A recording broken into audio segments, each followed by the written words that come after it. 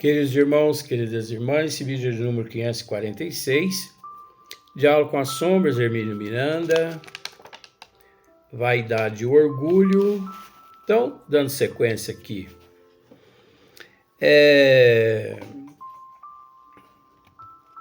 eu tenho que voltar a duas linhas que eu já li no vídeo anterior, que já comentamos, para darmos sequência aqui agora. Não é ele quem retém seus prisioneiros, são seus próprios crimes, e eles querem ficar lá numa autopunição inevitável. Volta a dizer que é belo, brilhante e poderoso. Sente-se nele a evidente satisfação consigo mesmo, com aquilo que faz. A alegria quase infantil com que contempla a si mesmo e a sua obra sinistra. Olha quanta vaidade, que pobreza de espírito. Engraçado que, lendo essas mensagens, mesmo com um pouquinho de conhecimento, tem hora que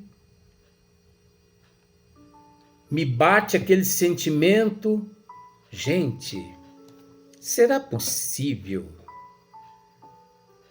que isso é verdade? Mas, dando uma caminhada nos trabalhos à noite, com as caravanas, deparamos com estas situações nas regiões umbralinas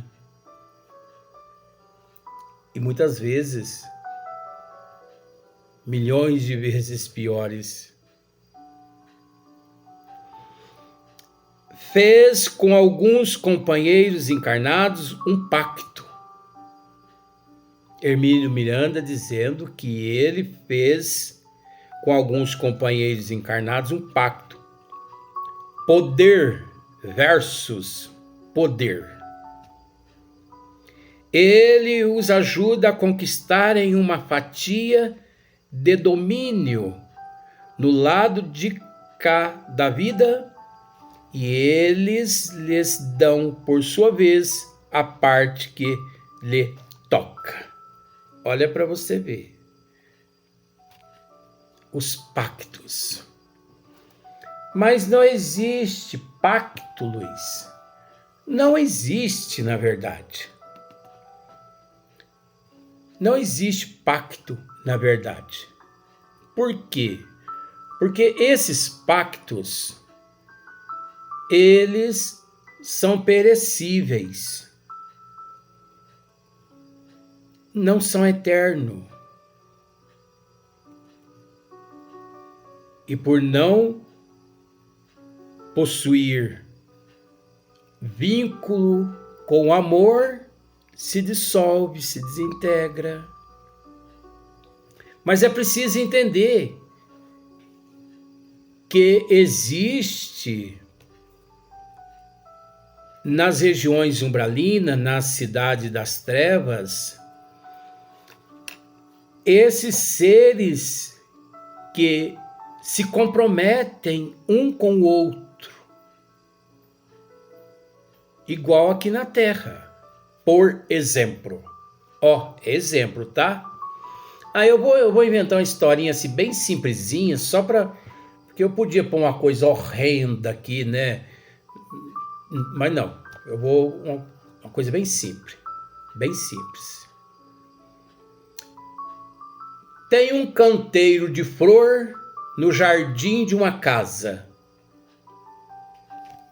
E eu estou com inveja daquele canteiro de flor.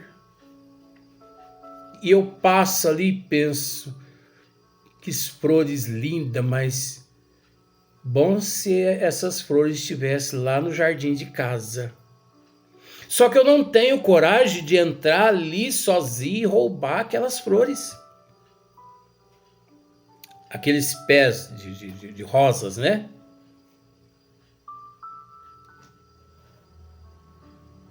Aí eu encontro com um amigo. Eu mudei totalmente a história aqui, porque você não imagina a história macabra que eu ia contar aqui. Mas a gente tem que tomar muito cuidado com o que a gente fala. Aí eu chamo um amigo, vem cá. Que foi? Me ajuda a roubar aquelas roseiras todas, os pés todos. Bom, eu te ajudo, Luiz. Eu te ajudo. Mas você fica me devendo essa, tá? Mas como assim? A hora que eu precisar de você também para praticar um crime, você tem que me ajudar. Beleza! Fechamos ali. Isso é um pacto. Então ele entra ali comigo, me ajuda a roubar aqueles pés de rosas, né, aquelas roseiras todas, e eu fico preso, né, nos desejos dele. O dia que ele for praticar um crime, ele me chama e eu não posso negar. Eu tenho que ir. Ele me ajudou a primeira vez, agora eu vou ter. Olha que coisa para você ver. É incrível. A essa altura, propõe também a mim uma barganha. Esse espírito propõe, né, uma barganha com Hermínio Miranda. Libertara. Deixa eu ver aqui. A essa altura propõe também a mim uma barganha. Libertara aqueles em quem estou interessado, em troca de uma condição. Olha só para você ver. Em troca de uma condição. Você quer, por exemplo, assim, ó. Você quer fazer uma barganha comigo? Que barganha? Você quer que eu liberto? Você quer que eu solte fulano, cicrano, bertano? Olha só. Em troca de uma condição, devo depor as minhas armas. E muito vivo e inteligente, antecipa a minha resposta. Ele fez a pergunta e ao mesmo tempo ele responde, de tão esperto que esse espírito é. Sei que você vai dizer que o amor não é uma arma. O espírito dizendo, né, a Hermínio Miranda. Sei que você vai dizer que o amor não é uma arma. Não só isso. Respondo-lhe, mas também não tenho autoridade para fazer acordos. Olha só. Fale com meus superiores. Lá mesmo, no mundo espiritual, é a resposta que Hermínio dá a esse espírito. Tudo ele tenta, Hermínio dizendo. Inclusive o meu envolvimento com elogios e lisonja.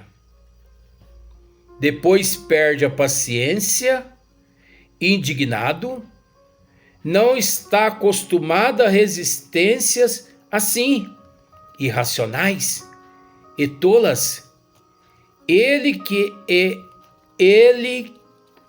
que é um Deus, com D minúsculo.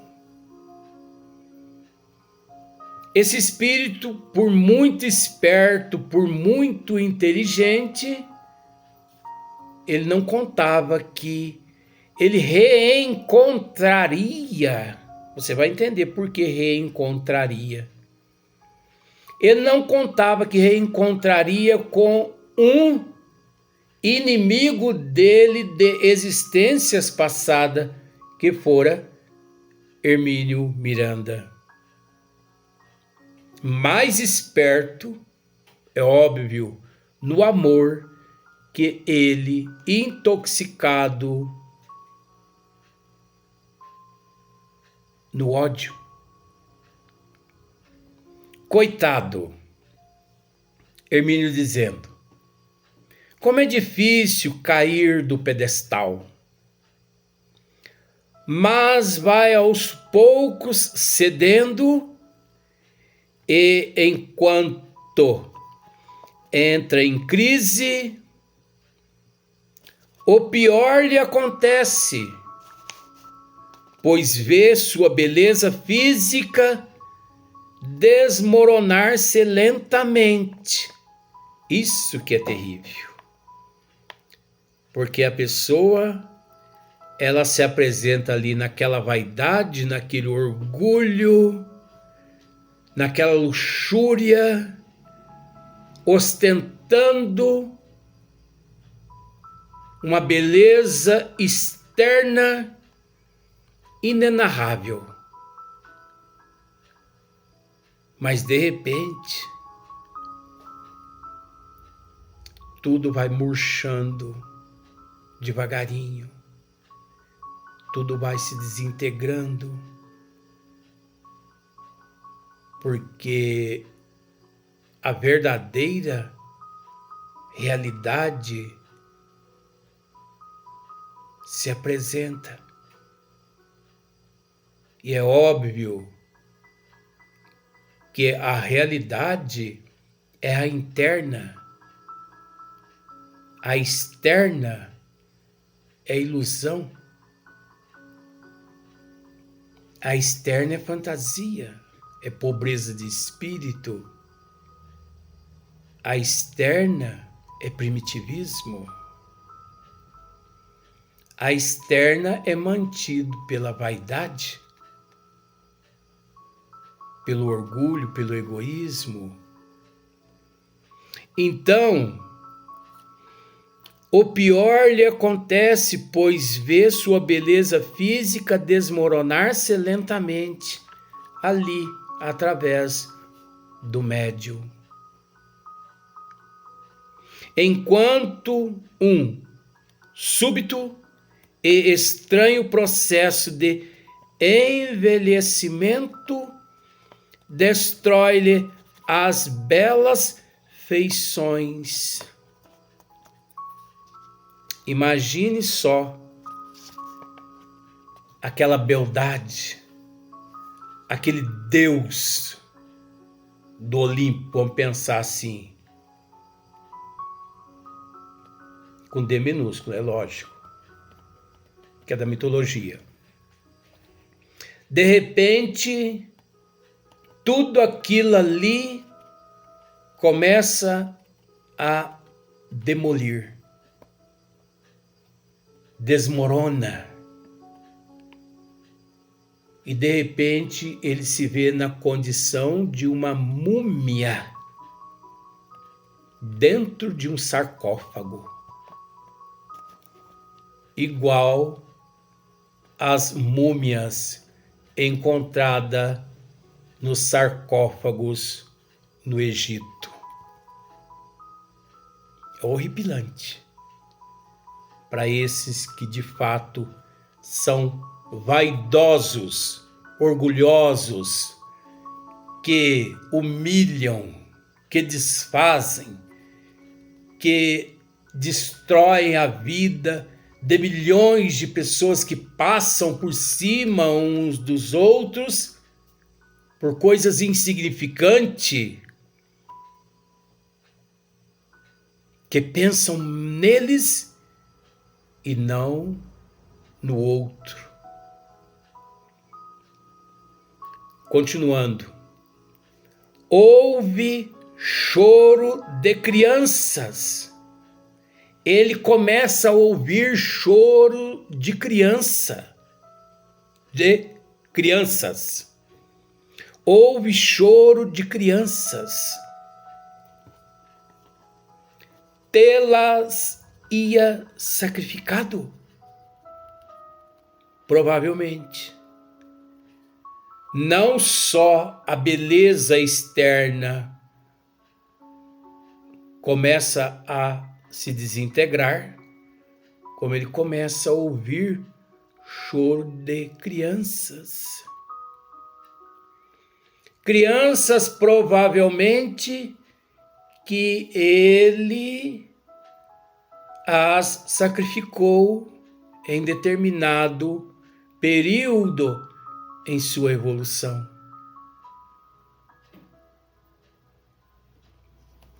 E por fim confessa que seu ódio perdeu a força. E por fim confessa que seu ódio perdeu a força.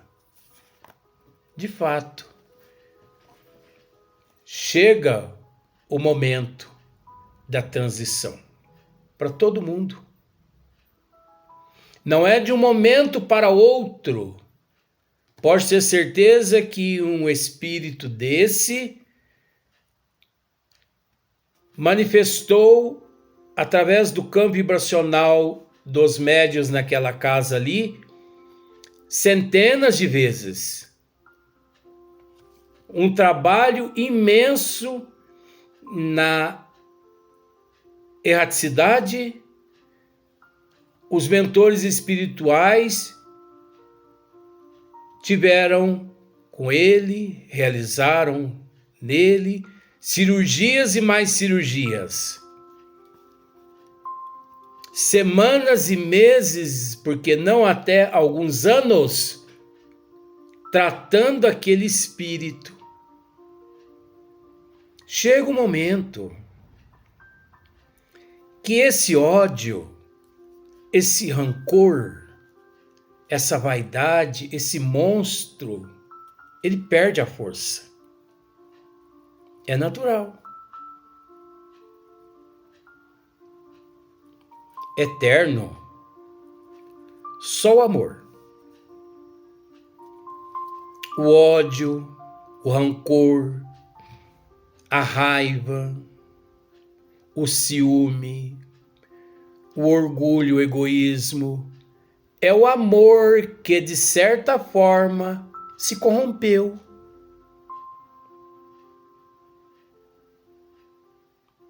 Pelo próprio indivíduo. Continua Hermínio. É uma afirmativa desesperada, arrancada do fundo de si mesmo.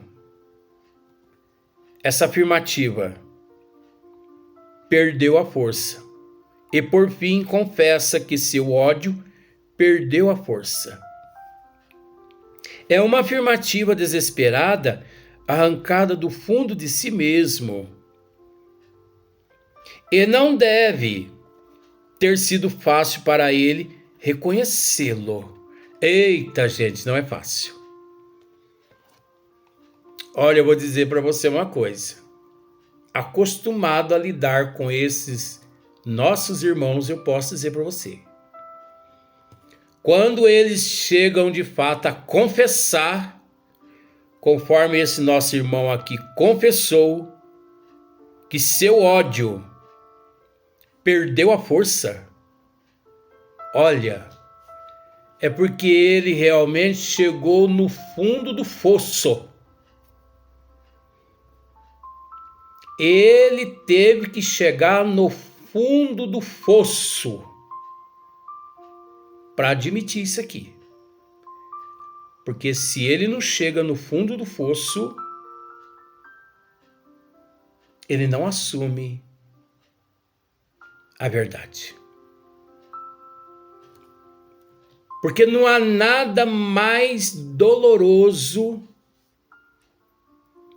àquele coração vaidoso, egoísta e orgulhoso que assumir que de fato ele é detentor daquelas contrários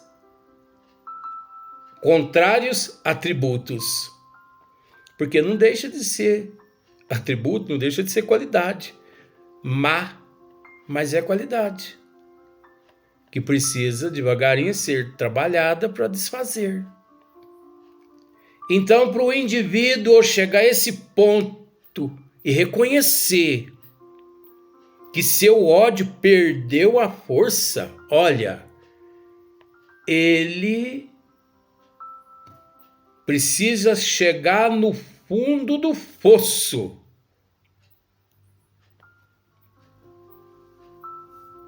E ele só consegue chegar no fundo do fosso com muita luta dos benfeitores espirituais da casa, muita dedicação dos médios da casa, muito esforço, empenho, conhecimento do doutrinador. O doutrinador precisa ter amor em nível que, olha, eu não sei nem como te dizer. Não é reunir ali uma meia dúzia de pessoas e apontar para você doutrina.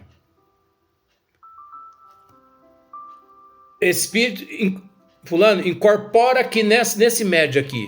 Não é assim não, gente. Vamos pensar por esse lado. Entrando no mérito? Não. Mas vejamos. Hoje em dia, nós pegamos uma receita e vamos até uma farmácia e ali nós encontramos ali mais de não sei quantos mil medicamentos na prateleira.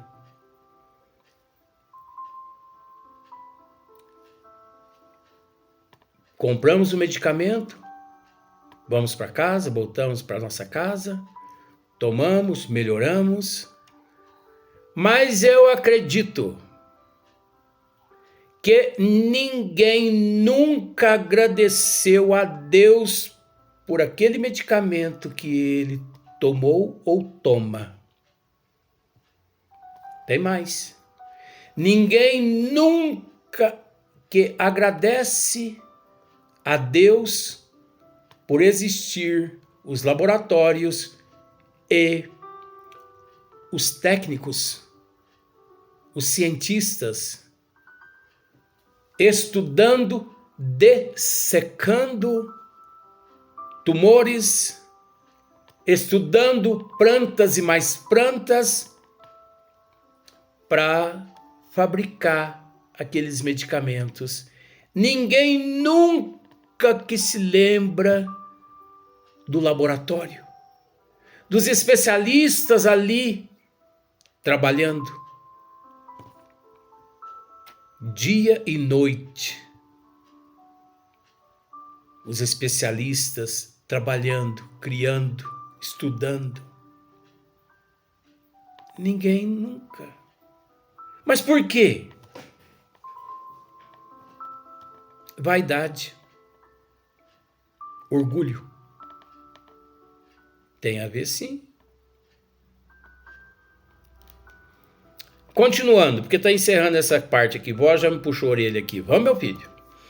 É uma afirmativa desesperada, arrancada do fundo de si mesmo. E não deve ter sido fácil para ele reconhecê-lo. A crise começou a precipitar-se nele a partir do momento em que deixou de ser belo. A hora que ele começou a ver aquela beleza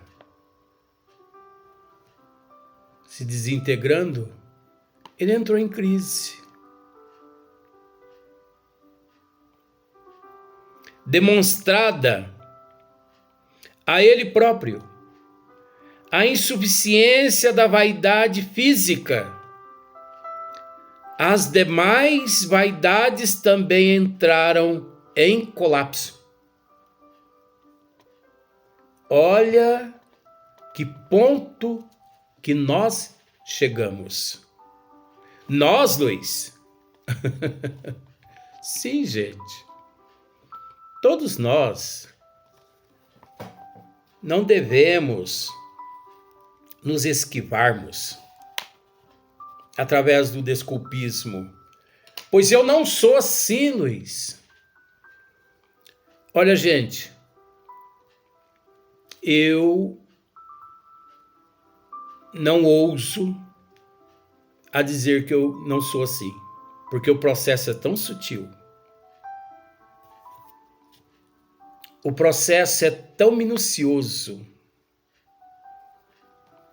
que quanto menos espera, eu principalmente me pego pensando em algo que depois eu olho no espelho e eu estou vermelho de vergonha de mim mesmo. Luiz, mas você pensando nisso? Ah, Luiz, pelo amor de Deus. Mas é preciso entender que nos encontramos em processo de evolução, por isso é natural. É impossível, no nível que nós nos encontramos, não pensarmos. O muito que nós podemos fazer é procurar nos conter. Mas se mesmo assim nós não conseguirmos, não baixemos o nosso padrão vibratório, porque é através dessa baixa que as trevas nos pegam. Errei? Primeiramente, devo reconhecer que errei. É natural. Devo pedir perdão. Devo, depois, reparar o erro. Mas não devo me abaixar.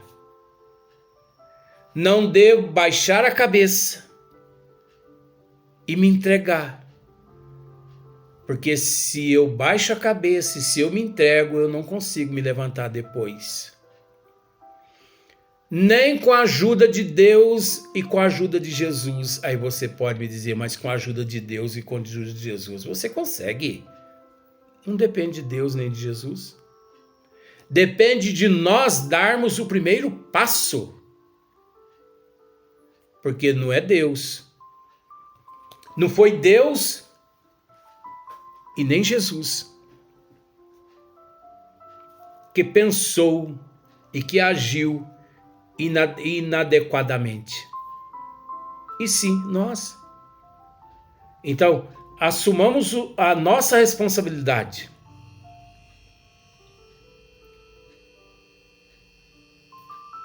Que fica tudo mais fácil. Até o próximo vídeo. Até o próximo dia.